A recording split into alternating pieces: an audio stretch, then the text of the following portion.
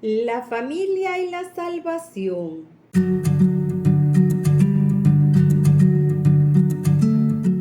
Una tarde Jesús reunió a todos, apóstoles, discípulos de Juan, evangelistas y las mujeres, y dijo: podéis ver por vosotros mismos que la cosecha es abundante, pero que los obreros son pocos.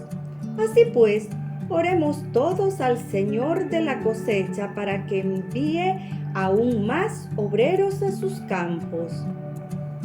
Previendo los tiempos difíciles que se avecinarían, decidieron enviar en una gira rápida por toda Galilea a los más experimentados en parejas, mientras él se quedaba instruyendo a los más jóvenes. Se pusieron de acuerdo en la fecha en que volverían a reunirse en Nazaret. Les pidió que no pasaran por Samaria ni ciudades de gentiles, sino más bien por donde están las ovejas perdidas del rebaño de la casa de Israel. Predicad el evangelio del reino y proclamad la verdad salvadora de que el hombre es un hijo de Dios. No temáis a los enemigos incrédulos. Os aseguro que no hay nada tan encubierto que no se pueda revelar. No hay nada oculto que no se pueda conocer. Lo que os he enseñado en privado, predicadlo en público con sabiduría. Lo que os he revelado dentro de la casa, proclamadlo a su debido tiempo desde los tejados. Os los digo, amigos y discípulos míos, no temáis a los que pueden matar el cuerpo, pero no son capaces de destruir el alma. Poned más bien vuestra confianza en aquel que es capaz de sostener el cuerpo y de salvar el alma. Utilizando un dicho de la época, preguntó: ¿no se venden los gorriones por 1 céntimo?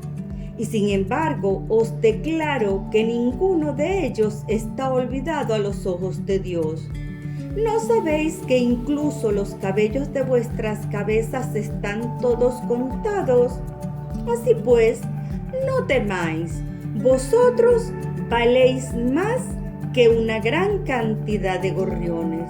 No os avergoncéis de mi enseñanza. Salid a proclamar la paz y la buena voluntad. Pero no os engañéis, la paz no siempre acompañará vuestra predicación. En los tiempos de ascensión en los que publicamos este trabajo,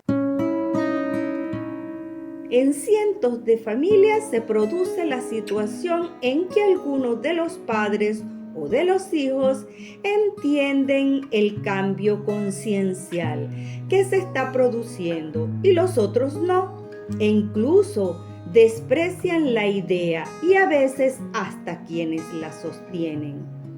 Es motivo de preocupación e indecisión sobre cómo actuar o afrontar esta dificultad. En aquellos tiempos sucedían situaciones similares de acuerdo a las palabras del Maestro. He venido para traer la paz a la tierra, pero cuando los hombres rechazan mi regalo, se producen divisiones y disturbios. Cuando toda una familia recibe el Evangelio del Reino, la paz permanece realmente en esa casa. Pero cuando algunos miembros de la familia entran en el reino y otros rechazan el Evangelio, una división así puede producir pena y tristeza. Trabajad seriamente para salvar a la familia entera, a fin de que un hombre no tenga por enemigos a los miembros de su propia casa. Pero cuando hayáis hecho esto, todo lo posible por todos los miembros de cada familia, os declaro que cualquiera que ame a su padre o a su madre más que a este evangelio no es digno del reino.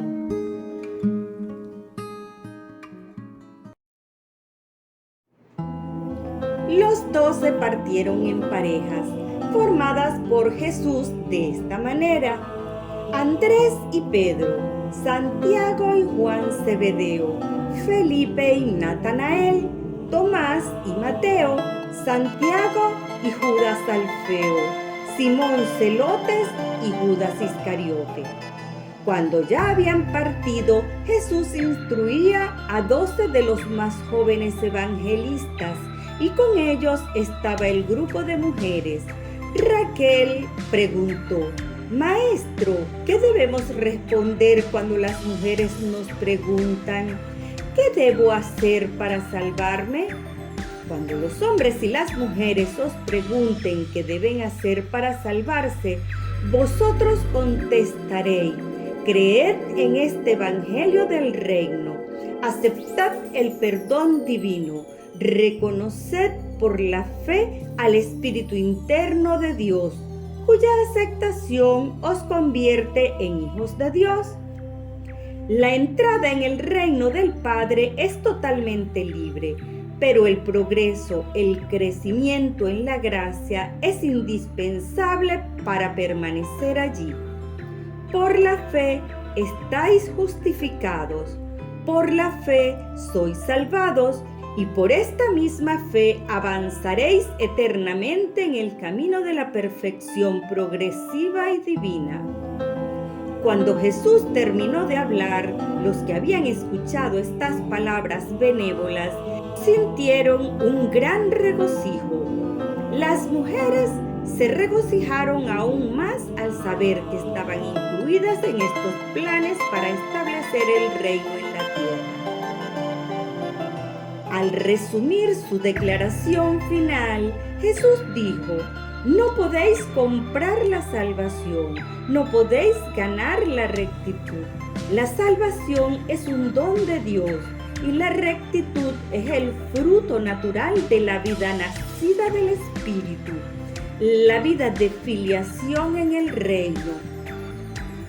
No vais a salvaros porque viváis una vida de rectitud, sino que viviréis una vida de rectitud porque ya habéis sido salvados, porque habéis reconocido la filiación como un don de Dios y el servicio en el reino como la delicia suprema de la vida en la tierra.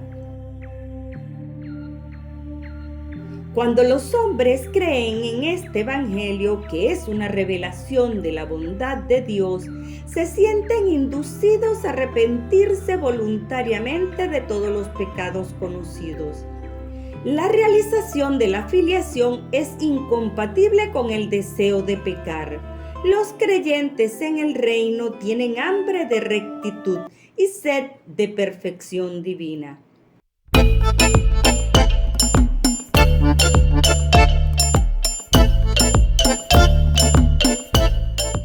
Los primeros hombres primitivos se sentían deudores en su relación con los dioses o espíritus.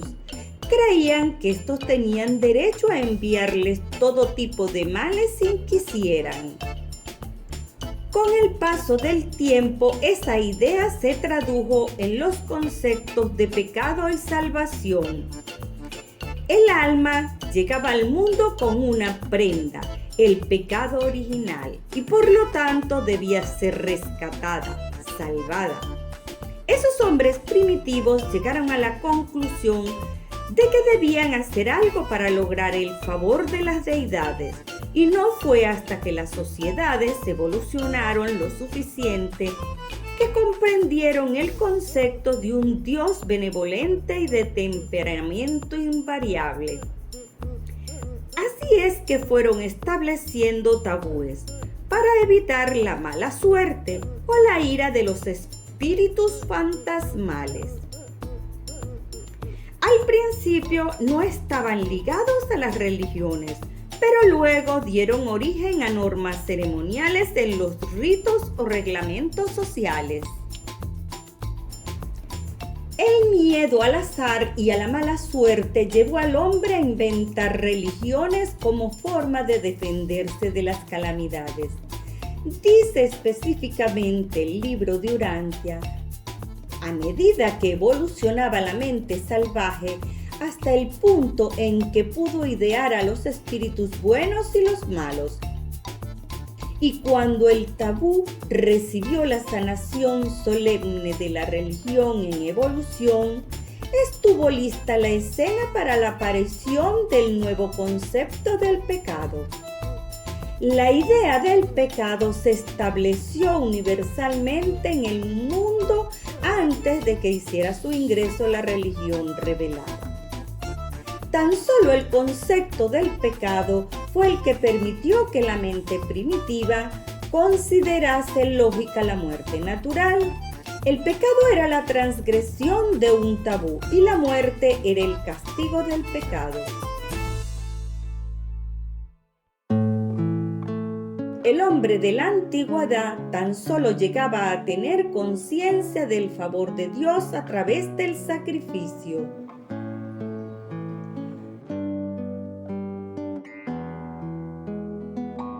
El hombre moderno debe desarrollar nuevas técnicas para alcanzar la autoconciencia de la salvación. La conciencia del pecado persiste en la mente mortal, pero los esquemas de pensamientos relativos a la salvación del pecado se han dejado atrás y se han vuelto anticuados. Aunque persiste la realidad de la necesidad espiritual, el progreso intelectual ha destruido las maneras antiguas de asegurar la paz y el consuelo de la mente y el alma.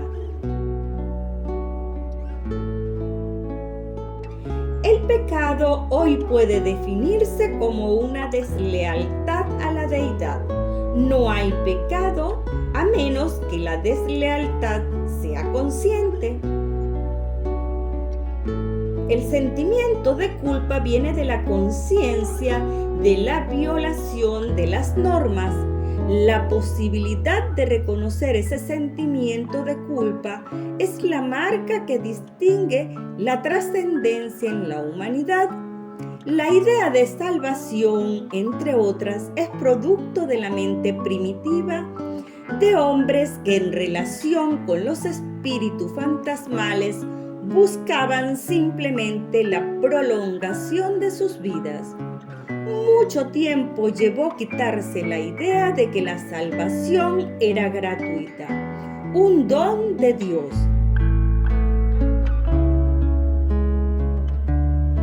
El segundo de los 7 mandamientos promulgados por Melquisedec, siglo XVIII a.C., en Salem, y difundido por sus misioneros, decía: no dudarás que la fe es el único requisito para la salvación eterna. Hasta ese momento se creía que la salvación se obtenía a cambio de obras. Melquisedec proponía que solo hacía falta fe, pero ese concepto es muy avanzado, no solo para esos tiempos. El concepto de una salvación a cambio de algo sigue instalado hasta nuestros días.